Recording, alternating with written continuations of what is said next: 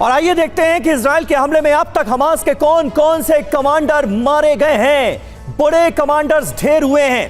पहला कमांडर ये देखिए, अली कादी, ये मारा गया है। अली कादी कमांडर है नुकबा फोर्स हमास का। 7 अक्टूबर को हमले का, जो इजराइल की सरजमीन पर हमले हुए, उसका इसने नेतृत्व किया था। दूसरा देखिए, दूसरा ये चेहरा है हमास का, इसका नाम है Zakaria Abu Muammar, political bureau chief है ये हमास का। इजराइल पर हमले की पूरी रणनीति कहा जाता है कि इसी शख्स ने बनाई थी।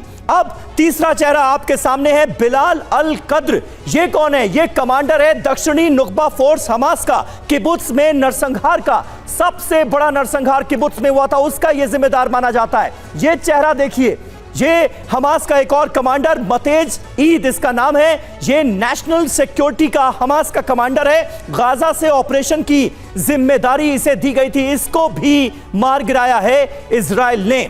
इसके अलावा अबू शमाला, वित्त मंत्री गाजा पट्टी हमास, हमास के लिए फंड की व्यवस्था करना इसका काम था। हमास को बहुत बड़ी इजरायली चोट के तौर पर देखा जा रहा है, इसकी भी हत्या हुई है। मिराद अबू मिराद, वायुसेना चीफ हमास का, इजराइल पर रॉकेट हमलों का जिम्मेदार इसे माना जाता है और इसे भी मार गिराया गया है इजरायली हमले में। तो हमास को बहुत बड़ी इजरायली चोट लगी है। तो ये तमाम जो हमास के बड़े कमांडर्स, बड़े नेता थे, इन्हें इजराइल ने मार गिराने का किया है दावा। बिल्कुल, और एक बड़ी खबर इस बीच आ रही है, हमास को तो इजरायली चोट लगी है, लेकिन बड़ी खबर ये, इजराइल की नई सैटेलाइट तस्वीर आ गई है।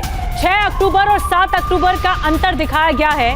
7 अक्टूबर को हमला किया गया था, 6 अक्टूबर को सामान्य है, देखिए सब कुछ, और 7 अक्टूबर को तबाही दिख रही है।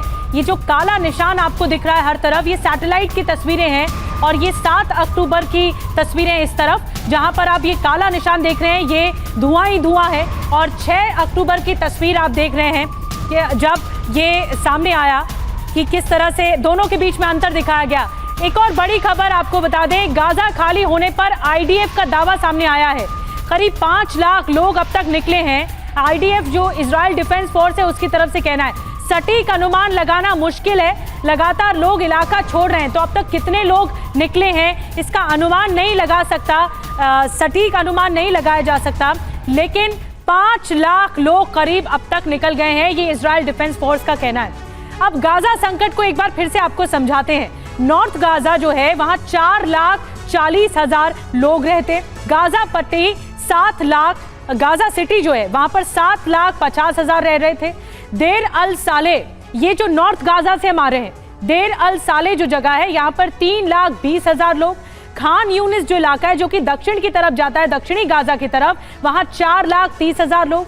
राफा 2,75,000 लोग। इस इलाके को खाली करना है, तो इतनी आबादी है, इतनी घनी आबादी है। अब आईडीएफ का कहना है कि 5 लाख लोग शिफ्ट किए गए हैं अब तक, इस तरफ जाने को कहा गया है, यानी नॉर्थ से साउथ गाजा जाने को कहा गया है। आप मैप के जरिए देख पा रहे हैं, ये पूरा नॉर्थ इलाका, जहां से साउथ जाने को, पलायन करने को कहा गया है। तो देखिए, निधि ने आपको मैप के जरिए, नक्शे के जरिए बताया कि किस तरह से नॉर्थ गाजा से साउथ गाजा जाने के लिए फिलिस्तीनियों को कहा गया है। तमाम ऐसे लोग हैं जो जा रहे हैं और उनका यह कहना है कि हमास उन्हें बीच में रोक रहा है। आईडीएफ ने भी यह दावा किया है, और कई ऐसे लोग हैं जो जाना ही नहीं चाहते अपना घर बार छोड़कर। वो कहते हैं कि इजराइल कब्जा कर लेगा हमारी जमीन पर अगर हम गए तो। इस बीच इजरायली सेना के साथ TV9 की जांबाज रिपोर्टिंग का सिलसिला जारी है। इजरायली स्पेशल फोर्स गाजा में घुसी, पूरे इलाके में स्पेशल फोर्स की गश्त हो रही है, एक एक घर में जाकर ली जा रही है तलाशी।